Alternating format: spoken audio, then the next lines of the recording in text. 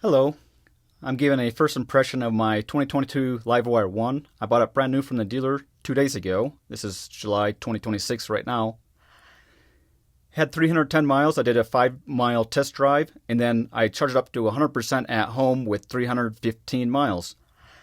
It's 57 miles to Netherland. I use up 53%. It's at 47% right now. I test drove a S2 Del Mar, which was scary quick. This one feels more substantial and planted. I was too scared to even try sport mode on this. I'm coming from a new electric scooter, NIU, and that is much slower. I like the looks of this Livewire One. I sat on a Livewire One and I thought the seat was comfortable, but in this 57 miles, my butt is killing me.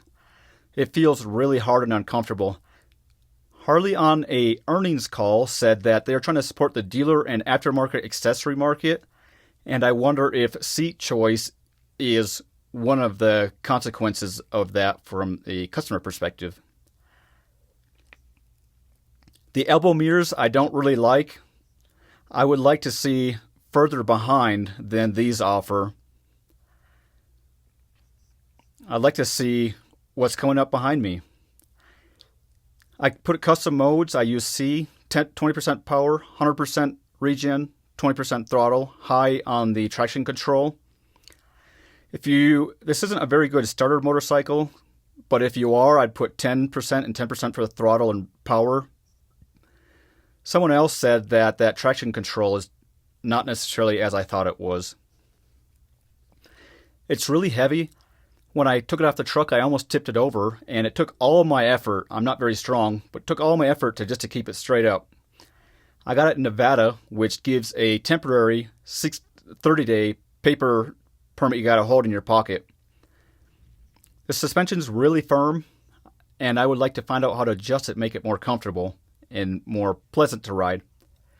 I connected to the app to my phone, but I have no idea what it's supposed to do because all I saw was the charge percent of my phone.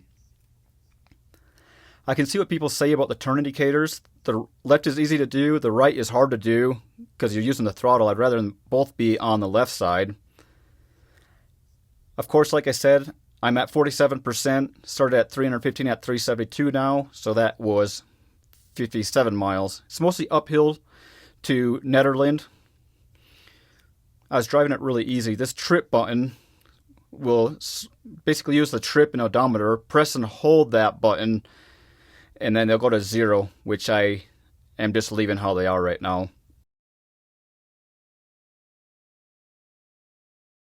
This front cowl will pull straight forward if you want to take it off. I did do that when I was for my tie downs for transporting it.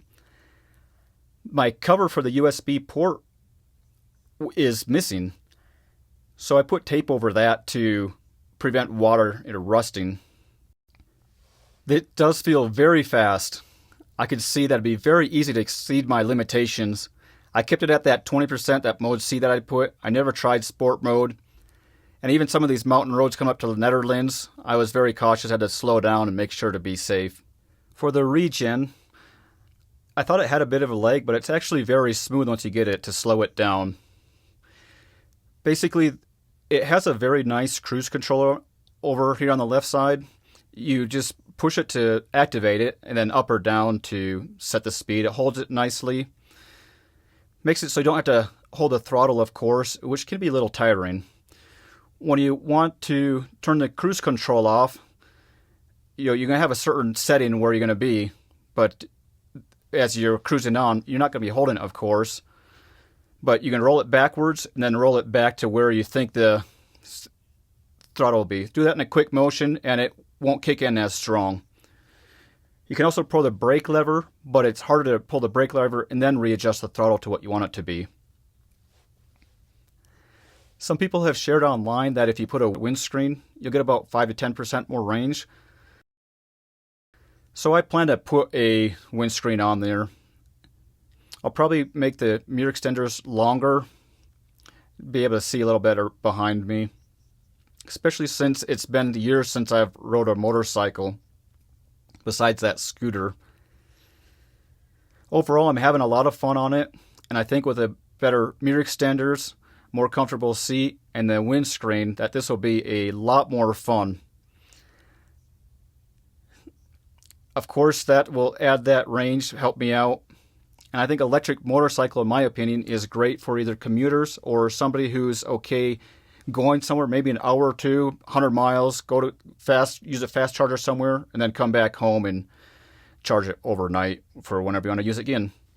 I also sat on a Zero motorcycles, a couple of them, and those had really comfortable seats. I wish this had as much of a comfortable seat as they had.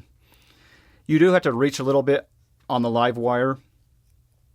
When you push it back, of course, you always have the pegs with your feet. That's just kind of how they are. You just kind of have to work around them. So that's just kind of how motorcycles are, in my opinion. It does have a whine. I wouldn't call it a hum, I call it a whine. I thought I'd be able to hear it, the birds chirping, the river, the streams going by. But over, I'd say, 20 miles or so, you don't really hear anything. And you have your earplugs anyway, or I put my earplugs in to prevent that hearing damage, what people recommend. The helmet wind noise is louder than any birds or stream. So of course that whine, you also be hearing it over the earplugs even as you're driving.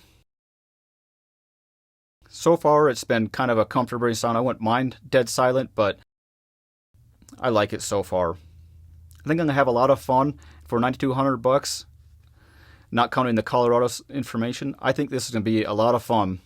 My next month, a month from now, I plan to show how I trailered it